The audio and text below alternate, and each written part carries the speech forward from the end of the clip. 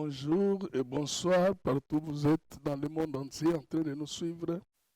Nous sommes heureux d'être encore avec vous, de vous revoir encore ce soir et de vous parler, Seigneur, sur le retour de Jésus-Christ, un retour qui s'annonce d'une manière imminente.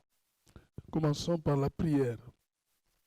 Père très saint, nous te disons merci, nous te rendons grâce et nous te célébrons pour cette opportunité que tu nous accordes encore, Seigneur, d'être le canal par lequel tu vas transmettre des messages qui vont préparer l'Église à l'enlèvement. Merci, Papa. Nous déposons ces moments entre tes mains, que tu nous guides, que tu nous conduises, que tu nous inspires, que tu nous conduises, Seigneur, en toutes choses, pour ta seule gloire, au nom de Jésus. Amen.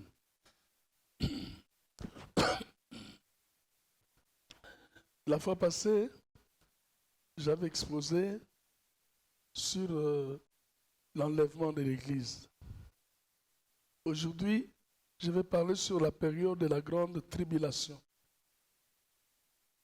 La période de la grande tribulation commence dès que l'Église est enlevée dans le ciel. C'est-à-dire que les gens qui sont enlevés, ils ne vont plus se retrouver sur la terre. Dieu va les amener dans le ciel. Or, sur la terre va commencer une période que la Bible appelle le temps de la colère de Dieu, que la Bible appelle encore les grands jours de sa colère, dans Apocalypse 6, verset 12.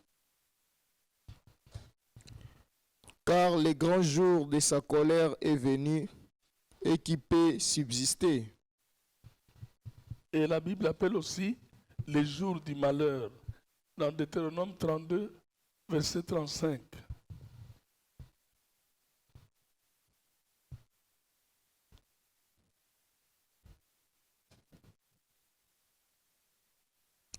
À moi la vengeance et la rétribution. Quand leur pied chancellera, car le jour de leur malheur est proche, et ce qui les attend ne tardera pas. Voilà donc comment la Bible qualifie la période de la grande tribulation. C'est la période où Dieu va exercer sa colère. C'est les grands jours de la colère de Dieu. C'est les jours de la vengeance de notre Dieu. C'est les jours du malheur.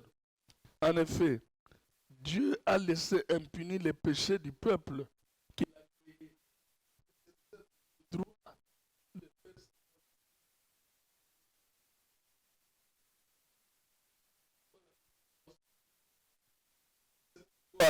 Réjouissez-vous, ciel, et vous qui habitez dans les cieux.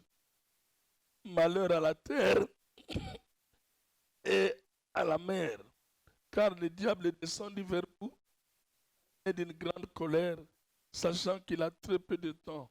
Apocalypse 12, verset 12. Apocalypse 12, verset 12. C'est pourquoi réjouissez-vous, cieux, et vous qui habitez dans les cieux. Malheur à la terre et à la mer, car le diable est descendu vers vous animé d'une grande colère, sachant qu'il a peu de temps. Or, cela va s'effectuer après le combat que le diable et les anges de Dieu vont les précipiter sur la terre. Or, la mission de Dieu, c'est qu'ils viennent punir ceux qui n'ont pas obéi à sa loi, ceux qui n'ont pas obéi à la grâce qu'il a exposée, à la grâce qu'il nous a offerte gratuitement. Et tous ceux qui n'ont pas obéi à cette grâce vont subir la colère de Dieu. Je vais parler des acteurs principaux de la grande tribulation. 1. L'Antichrist ou la bête qui monte de la mer. L'Antichrist ou la bête qui monte de la mer. Nous lisons cela dans Apocalypse 13, versets 1 à 8. Et il s'éteint sur les sables de la mer. Puis j'ai vu monter de la mer une bête qui avait 10 cornes et 7 têtes, et sur ses cornes 10 diadèmes, et sur ses têtes des noms de blasphèmes. La bête que j'ai vue était semblable à un léopard. Ses pieds étaient comme ceux d'un ours, et sa gueule comme une gueule de lion. Le dragon lui donna sa puissance et son trône. et une grande autorité. Et j'ai vu l'une de ses têtes comme blessée à mort, mais sa blessure mortelle fut guérie. Et toute la terre était dans l'admiration derrière la bête. Et ils adorèrent les dragons, parce qu'il avait donné l'autorité à la bête. Ils adorèrent la bête en disant, qui est semblable à la bête et qui peut combattre contre elle? Et il lui fit donner une bouche qui proférait des paroles arrogantes et des blasphèmes. Et il lui fit donner le pouvoir d'agir pendant 42 mois. Et elle ouvrit sa bouche pour proférer des blasphèmes contre Dieu, pour blasphémer son nom et son tabernacle, et ceux qui habitent dans les ciels. Et il fit donner de faire la guerre aux saints et de les vaincre. Et il lui fit donner autorité sur toute tribu, tout peuple, toute langue et toute nation. Et tous les habitants de la terre l'adoreront. Ceux dont le nom n'a pas été écrit dès la fondation du monde dans le livre de vie de l'agneau qui a été immolé. Gloire à Dieu. L'antéchrist ou la bête qui monte de la mer. La mer nous parle des grandes eaux, ce qui représente des foules, des nations. Donc, par ricochet, nous pouvons dire que l'antéchrist viendra des nations, comme c'est décrit dans ces passages, qu'il va sortir de la mer. La mer représente les nations. L'antéchrist, donc, n'est pas une organisation comme telle. C'est un homme. Parce que l'antéchrist ici rassemble en lui seul toutes les 4 bêtes de Daniel. Il rassemble en lui seul les 4 bêtes de Daniel. Et l'antéchrist est la petite corne qui va sortir de la 4e bête de Daniel. C'est celui-là qui est l'antéchrist. C'est lui. Parce que le pape vient de l'église. L'antéchrist va venir de la mer, c'est-à-dire des nations. L'antéchrist est le dernier descendant de la dynastie qui part de Nebuchadnezzar. Souvenez-vous que Daniel avait appelé Nebuchadnezzar au maître, le Seigneur vous a oint comme roi des rois. Nebuchadnezzar est le roi des nations. C'est lui qui a inauguré les nations sur la terre. Or, quand Christ viendra, il sera aussi le roi des rois. Mais pour qu'il devienne le roi des rois, il doit récupérer ce titre-là entre les mains du chef, du dernier chef des nations, qui sera l'antéchrist. Voilà donc pourquoi il y aura cette guerre entre Jésus et l'antéchrist.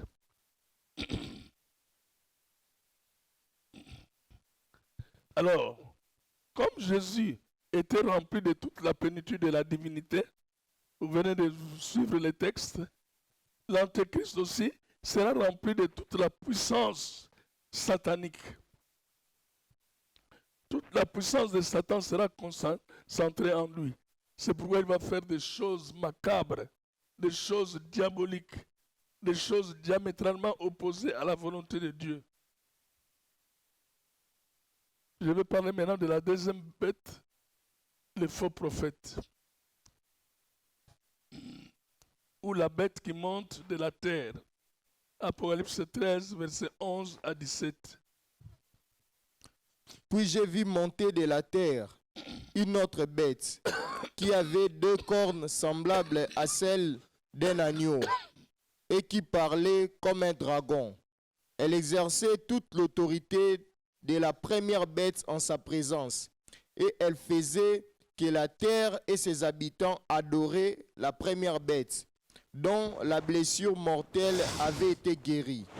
Elle opérait de grands prodiges, même jusqu'à faire descendre du feu du ciel sur la terre, à la vue des hommes, et elle séduisait les habitants de la terre par les prodiges qui lui étaient donnés d'opérer en présence de la bête disant aux habitants de la terre de faire une image à la bête qui avait la blessure de l'épée qui vivait.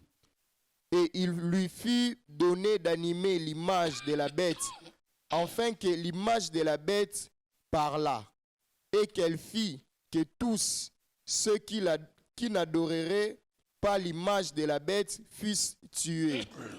Et elle fit que tous, petits et grands, riches et pauvres, libres et esclaves, reçussent une marque sur leur main droite ou sur leur front, et que personne ne put acheter ni vendre sans avoir la marque, le nom de la bête ou le nombre de son nom. Vous voyez donc, Satan copie tout ce que Dieu fait. Comme Dieu avait donné à Jésus le Saint-Esprit, qu'il a aidé dans sa mission de fonder l'Église, Satan aussi va donner aux faux prophètes la mission que fait le Saint-Esprit dans le sens contraire.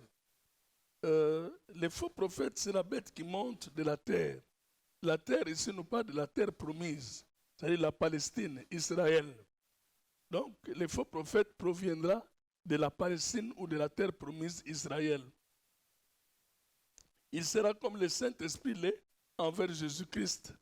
C'est lui qui fera des miracles extraordinaires. C'est pourquoi d'ailleurs maintenant, tous les miracles que nous voyons dans l'Église, tous ne proviennent pas de Dieu. Ce sont déjà des copies de ce qui prépare les gens à recevoir l'Antichrist quand il va venir.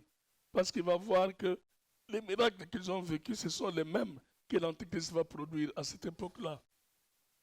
Il servira donc des propagandistes de l'Antichrist grâce à ces miracles et gagnera plusieurs en faveur de l'Antichrist. Et c'est lui aussi qui va donner la marque de la bête à tous les hommes de la terre. Tous ceux qui ne recevront pas la marque de la bête sur leur front ou sur leur main droite ne seront pas vendre ni acheter. Et ils seront tous tués.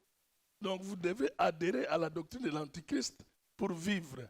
Si vous refusez d'adhérer à la doctrine de l'Antichrist, vous serez tués. Et il y aura plusieurs morts en cette période-là. Il aura même le pouvoir d'animer l'image de l'Antichrist que l'Antichrist va mettre dans le temple de Dieu. Parce que au départ, l'Antichrist va collaborer avec Israël.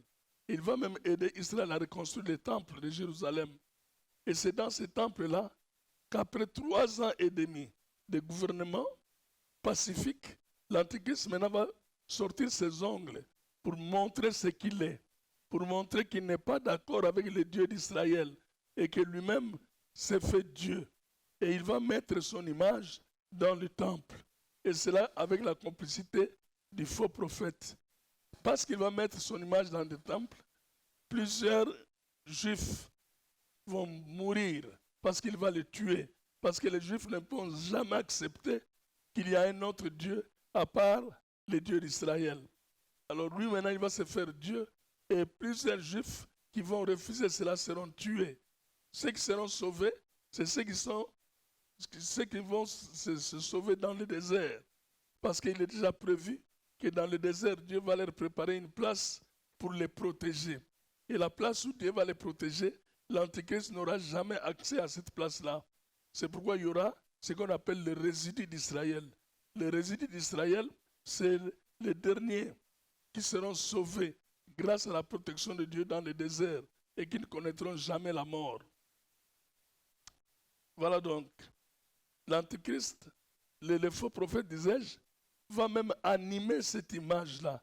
L'image, la simple image, va commencer à parler comme parle un homme. Voilà donc ce qui veut dire jusqu'où peut pousser les miracles de l'Antichrist. Maintenant, je vais vous dire une chose. Le chiffre 666, qui est la marque de la bête, veut dire quoi? Le chiffre 666, qui est la marque de la bête, veut simplement dire le chiffre 6, c'est le chiffre de l'homme. Parce que le chiffre 7, c'est le chiffre de la perfection, le chiffre de Dieu. Or, l'Antichrist aura 666. 3 fois 6, C'est-à-dire qu'il va monter 3 fois en puissance humaine. Il va être plus puissant que tous les hommes de la terre. Mais il n'atteindra jamais le chiffre 7. Donc il n'atteindra jamais la perfection. L'Antichrist va toujours être un homme. Il aura toujours ses défauts. Il aura toujours ses manquements. L'Antichrist ne sera jamais Dieu. Il ne va jamais devenir Dieu dans ce monde. Parce que Dieu, c'est l'univers, l'universalité de tous. Dieu, c'est la perfection. Dieu, c'est lui que nous adorons nous tous. Et l'Antichrist, ceux qui vont l'adorer, vont porter sa marque. Et qui vont porter sa marque? Ceux dont le nom n'est pas inscrit dans le livre de vie. C'est ici que je peux parler de la doctrine de la prédestination. Les gens ont été déjà prédestinés par Dieu. Qui va être sauvé et qui ne va pas être sauvé. Bien que le salut est confié à tout le monde. Mais Dieu sait déjà, par sa préscience, qui vont accepter le salut et qui ne vont pas accepter le salut. Et tous ceux dont le nom ne se trouvera pas inscrit dans le livre de vie, tous ceux-là vont pactiser avec le diable facilement pendant la période de l'Antichrist. Ils vont céder aux pressions de l'Antichrist. Et tous ces gens-là, leur place, c'est dans le feu de la gêne. Leur place, c'est en enfer et non au ciel. Troisième personnage, Babylone la Grande ou l'Église apostate. Nous allons lire Apocalypse 17, versets 1 à 9. Puis un des 7 anges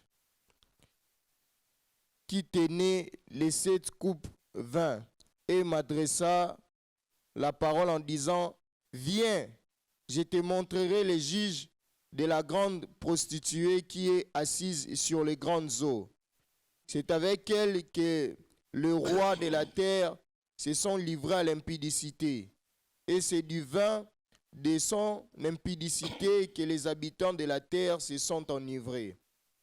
Il me transporta en esprit dans un désert, et j'ai vu une femme assise sur une bête écarlate, pleine de noms de blasphème, ayant 7 têtes et 10 cornes.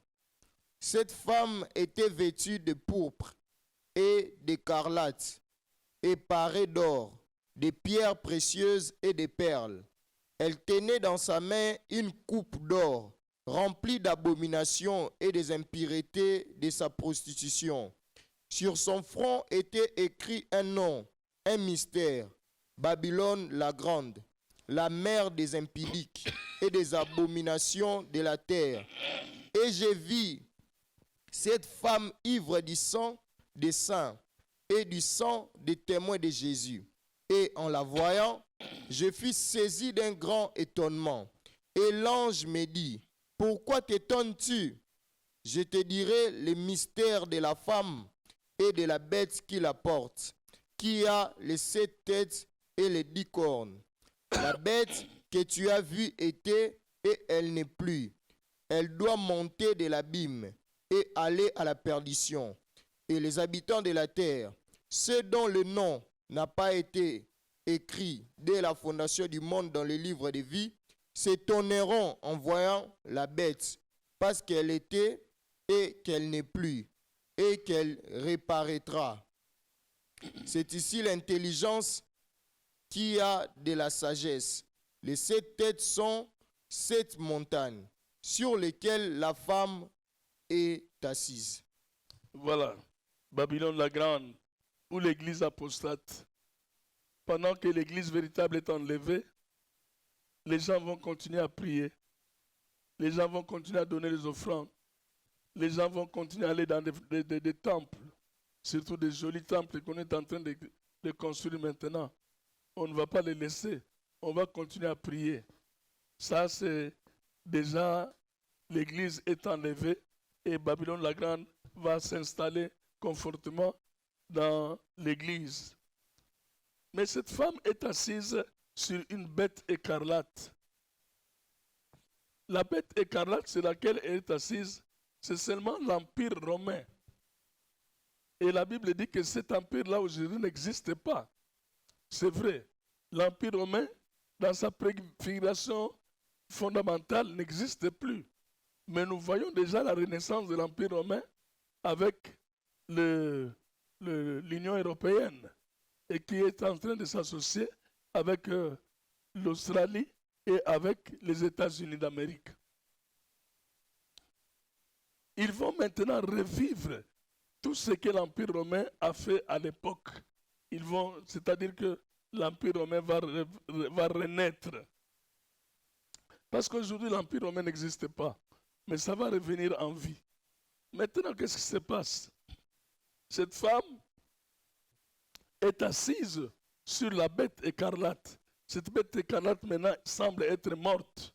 C'est-à-dire que ça veut dire seulement que l'Église s'est assise sur les vestiges de l'Empire romain. C'est pourquoi l'Église est construite sur cette montagne.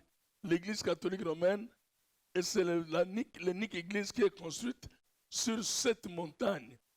La ville de Rome, je disais, c'est l'unique ville qui est construite sur cette montagne. Et l'Église catholique romaine s'est fondée sur Rome. Et l'Empire, je voulais dire, l'Antéchrist, avant de régner, il va d'abord détruire l'Église catholique romaine pour récupérer tous les vestiges qu'il détient. Parce que les richesses que a l'Église catholique romaine dépassent l'intelligence des gens aujourd'hui. Et cette richesse-là, l'Antichrist va le récupérer après 3 ans et demi de bonne collaboration. Après 3 ans et demi de bonne collaboration. La Bible dit aussi, cette femme est ivre de sang des saints. Si vous regardez, même les musulmans n'ont pas tué beaucoup de chrétiens, mais l'Église catholique a tué beaucoup de gens. À l'époque de l'indulgence, quand les gens refusaient de donner les indulgences, on les a tués. À l'époque du protestantisme, vous n'entendez pas seulement pas du protestantisme, mais les gens donnaient leur vie pour que le protestantisme résiste. Donc, si nous sommes protestants aujourd'hui, c'est qu'il y a des gens qui ont payé le prix, et un prix macabre. Ils ont donné leur vie.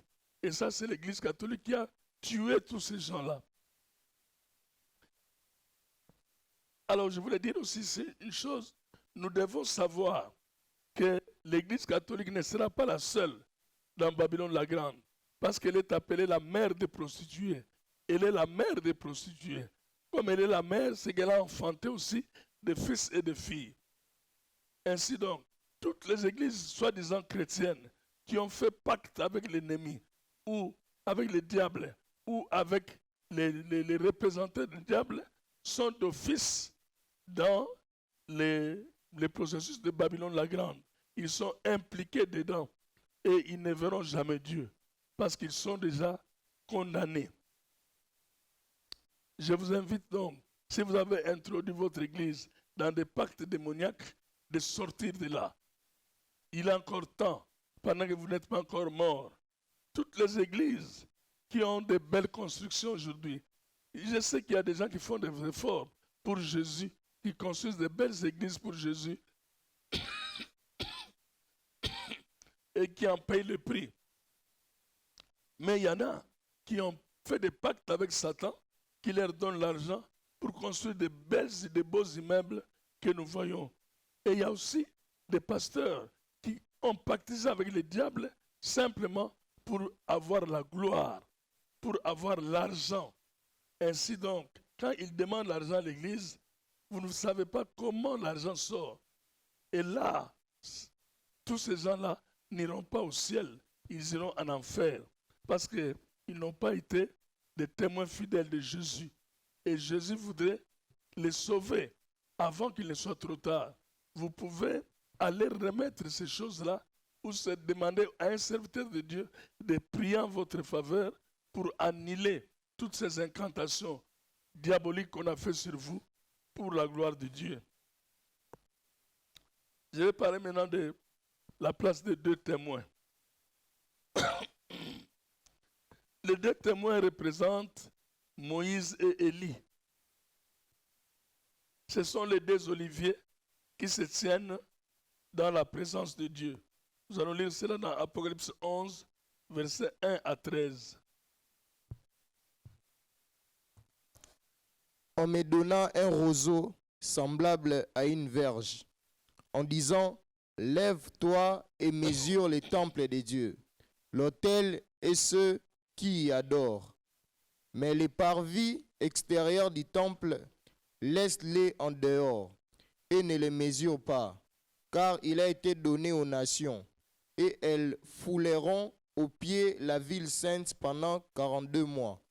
Je donnerai à mes 2 témoins le pouvoir de prophétiser, revêtus de sacs, pendant 1260 jours. Ce sont les 2 oliviers et les 2 chandeliers qui se tiennent devant le Seigneur de la terre. Si quelqu'un veut leur faire du mal, du feu sort de leur bouche et dévore leurs ennemis. Et si quelqu'un veut leur faire du mal, il faut qu'ils soient tués de cette manière. Ils ont le pouvoir de fermer le ciel, afin qu'il ne tombe point de pluie pendant le jour de leur prophétie. Et ils ont le pouvoir de changer les eaux en sang, et de frapper la terre de toute espèce de plaie, chaque fois qu'ils le voudront. Quand ils auront achevé leur témoignage, la bête qui monte de l'abîme leur fera la guerre, les vaincra et les tuera. Et leurs cadavres seront sur la place de la grande ville, qui est appelée dans un sens spirituel Sodome et Égypte, là même où leur Seigneur a été crucifié. Des hommes d'entre les peuples, les tribus, les langues et les nations verront leurs cadavres pendant 3 jours et demi, et ils ne permettront pas que leurs cadavres soient mis dans un sépulcre. Et à cause d'eux, les habitants de la terre se réjouiront et seront dans l'allégresse, et ils s'enverront des présents les uns aux autres, parce que ces 2 prophètes ont tourmenté les habitants de la terre. Après les 3 jours et demi, un esprit de vie venant de Dieu entra en eux, et ils se terrent sur leurs pieds, et une grande crainte s'empara de ceux qui les voyaient. Gloire à Dieu. Je disais que les 2 témoins sont Moïse et Élie. Pourquoi je dis cela? C'est à cause de la similitude des miracles qu'ont opéré Élie et Moïse. Moïse, c'est l'homme qui changeait l'eau en sang. Et Moïse et Élie, c'est l'homme qui faisait descendre du feu du ciel. Et ces 2 témoins vont faire ce miracle-là aussi sur cette terre. Pendant l'exercice de leur mandat, de leur miracle, ils auront le pouvoir de changer l'eau en sang et de faire descendre le feu du ciel. Ils auront pour mission de prêcher l'évangile du royaume. Qu'est-ce que cela veut dire l'évangile du royaume? C'est-à-dire que le Saint-Esprit n'étant pas chargé de convertir les gens à cette époque-là, il faut opposer une force contre les mesures disciplinaires de l'Antichrist. Il fallait donc, quand ils prêchent dans une ville et que vous refusez leur évangile, ils peuvent demander que l'eau ne sorte plus, même qu'il ne pleuve plus sur la ville, ou que l'eau qui est dans la ville soit s'en transformer en sang. Et quand vous allez voir cela, beaucoup vont se convertir. C'est ainsi que le royaume de Dieu sera prêché. Et là où Jésus avait dit, dans la parabole de Matthieu 24, qu'on puisse inviter les gens à venir au festin de noces de son enfant. La première catégorie de gens, c'était les Juifs qui étaient invités. Les Juifs ont négligé l'invitation. Ils ne sont pas venus. Jésus a demandé à ses serviteurs d'aller dans les places publiques et d'appeler ceux qu'ils veulent. Les serviteurs sont allés dans les places publiques, ils ont appelé ceux qui ont voulu. Et ces gens-là sont venus. Et le maître de la maison a constaté que la maison n'était toujours pas pleine. Il a dit, allez partout maintenant, obligez les gens d'entrer. Donc, l'évangile du royaume, c'est un évangile obligatoire qui vous oblige de donner votre vie à Jésus.